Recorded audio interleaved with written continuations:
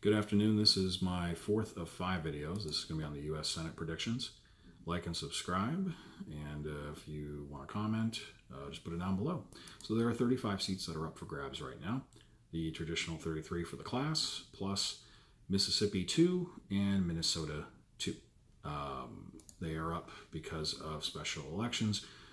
Mississippi because of death, Minnesota because of horrible resignation.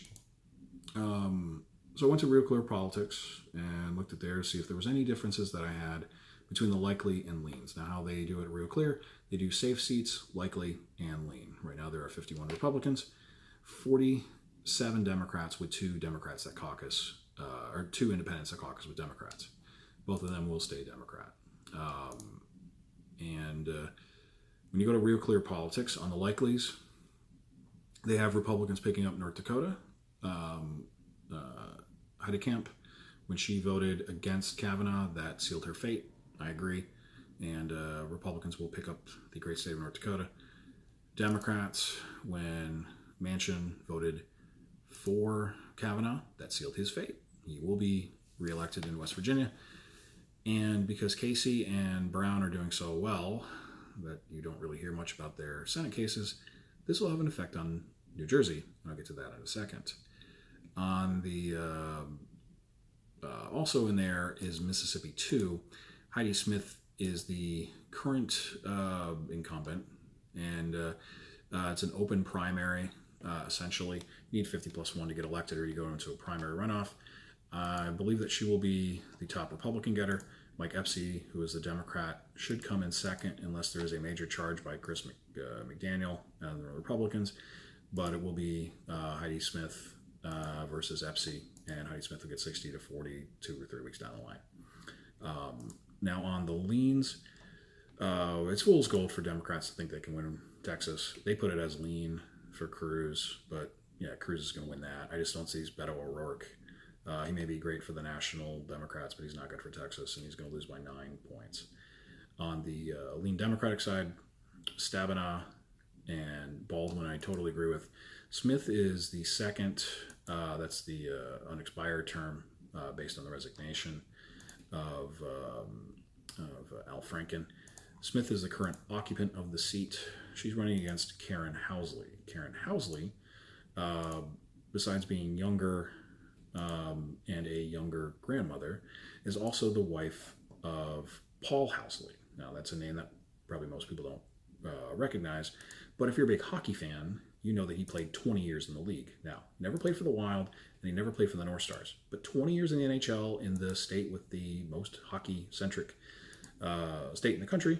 I think that's where they said the Mighty Ducks were from.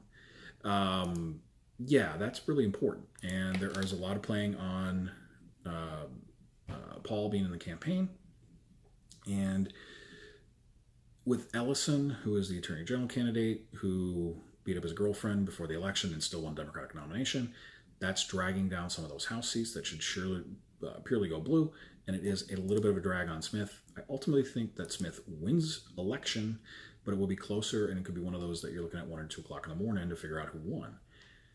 On the other end of the spectrum, they do have Menendez as a lean Democrat, and this one I actually do disagree with. I do think the Republican will win it, and that's because Menendez, who just survived criminal scandal, he's running against Bob Higgins. And what makes New Jersey so hard to poll is that it doesn't have its own media market. The Trenton side is Philly, the New York side is New York City, and because of that, it doesn't have its own media market. It's incredibly expensive, and most of the news that you get is Bob Menendez trying to save his political career. The fact that he's not polling above 50 from the Emerson poll and the Monmouth poll, and barely at 50 with the Rutgers and Quinnipiac, and the Quinn poll is usually a little bit more liberal than the others, should be cause of concern. Now, because of the scandals, and because of his own sort of alignment with Cubans in South Florida, there's a certain factor of Democrats maybe not wanting to get out there and vote for him. and for Democratic politicians in the area to go for him, especially if it looks like there is a red wave in the Senate. They may just say, screw it, we'll lose this seat and we're not going to go wholeheartedly out for it. The fact that Casey is running away with it in Pennsylvania, which made sense, but the fact that it's not even close, he's not spending a ton of advertisements on Philly, and it's such an expensive media market that Bob could buy more ads, Bob Menendez, but it's one of those that are going to go way closer than things. I think that if there is an upset, it will be in New Jersey. So as I have it, it's 51-43. And now there are 6 undecided toss-ups. Now Florida I'll get to in the Florida-centric video. In Arizona, that's Jeff Flake, who is running for president, party to be named later. I think McSorley pulls it out. She's the Republican. I don't think that Kristen Sinema can hold on to this or can pick up the seat. I think McSorley pulls it out.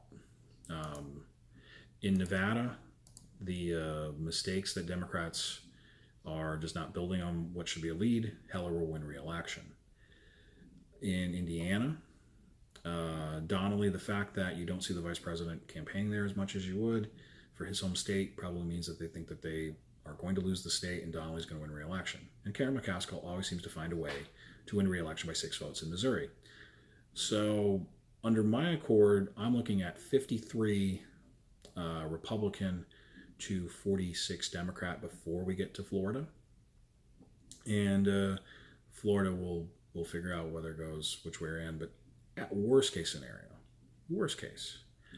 we're looking at least a 1-seat pickup for Republicans, probably a 2, and then we get to Florida and we may be looking at a 3rd. So like and subscribe or hate and comment, but yeah, there is no blue wave in the Senate. It wasn't going to happen anyways, but there's definitely a Republican glacier. I don't know if that's the right term, but yeah, Republican pickups within the Senate are going to happen. So like and subscribe, and Florida video will come out tomorrow.